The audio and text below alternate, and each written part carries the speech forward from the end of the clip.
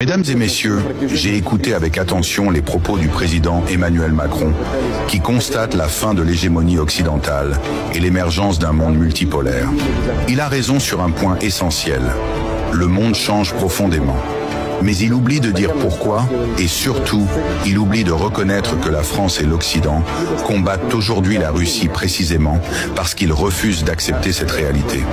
Aujourd'hui, la Russie est l'objet de sanctions, d'attaques diplomatiques, économiques, informationnelles et même militaires, comme en Ukraine. Pourquoi ? Parce que l'Occident refuse d'admettre que son temps d'hégémonie sans partage est terminé. Parce que l'Occident refuse de voir d'autres nations défendre leurs intérêts, leurs valeurs et leur souveraineté. L'Occident parle de liberté, de démocratie, mais qu'a-t-il fait pendant des siècles? La France, l'Angleterre, l'Espagne, le Portugal, la Belgique, les Pays-Bas, tous ont colonisé presque l'intégralité de la planète. Qu'on me dise où, sur quelle partie de la Terre, l'Occident n'a pas mis le pied pour imposer sa loi? En Afrique, la France a tracé des frontières arbitraires, exploité les ressources, déplacé des millions de personnes. En Asie, les Britanniques ont asservi des peuples entiers, de l'Inde jusqu'à la Chine. En Amérique, les puissances européennes ont massacré des civilisations entières. Et même aujourd'hui, à travers l'OTAN, ils veulent imposer leur modèle partout. Monsieur Macron parle de l'inspiration politique de l'Europe. Mais où est-elle, cette inspiration? L'Europe suit les États-Unis dans toutes leurs guerres, sans poser de questions.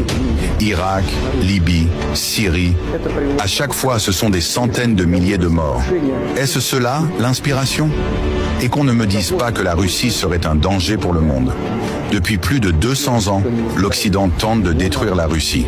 Napoléon est venu jusqu'à Moscou, croyant pouvoir soumettre notre pays. Il est reparti vaincu dans la neige. L'Allemagne a lancé la plus grande guerre d'invasion de l'histoire contre nous. Elle a été brisée à Stalingrad, à Kursk et jusque dans les rues de Berlin.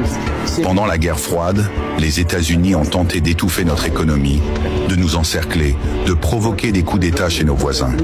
Et pourtant, nous sommes toujours là. La Russie a connu des épreuves, mais personne n'a jamais réussi à nous vaincre.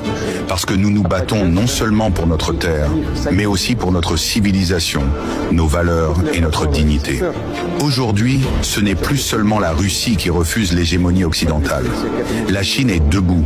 L'Inde affirme sa vision du monde. L'Afrique se libère peu à peu des tutelles étrangères. L'Amérique latine cherche aussi sa propre voie. Ce n'est plus un monde dominé par une seule puissance ou un seul bloc. Nous sommes entrés dans une ère multipolaire. Et cela, personne ne pourra l'arrêter. C'est bien pour cela que la France, l'Europe et l'Occident soutiennent l'Ukraine contre la Russie. Non pas par amour du peuple ukrainien, mais parce qu'ils veulent utiliser ce pays comme un pion pour tenter d'affaiblir la Russie, pour contenir notre développement et empêcher que ce monde multipolaire prenne forme.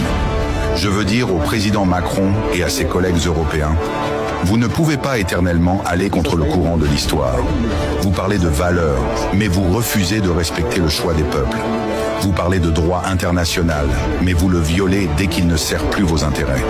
Vous parlez de paix, mais vous semez la guerre partout où vous intervenez. La Russie n'est l'ennemi de personne, mais nous ne permettrons jamais à qui que ce soit de décider à notre place de notre avenir. Nous voulons la coopération, mais une coopération sur un pied d'égalité. Nous voulons la paix, mais pas au prix de notre liberté ou de notre identité. Et que cela soit clair, personne, jamais, ne vaincra la Russie. Nous avons traversé des siècles d'épreuves. Nous avons vu des empires s'élever et s'effondrer. Nous sommes toujours là. Et nous serons là demain, dans ce nouveau monde multipolaire qui est déjà en train de naître. Si vous êtes d'accord avec ces vérités, je vous demande de liker cette vidéo, de la partager massivement et surtout de la diffuser autour de vous. Parce que nous faisons face à la censure, parce qu'on veut nous faire taire. Ne laissez pas la vérité disparaître. Partagez, commentez, faites circuler ce message. Merci.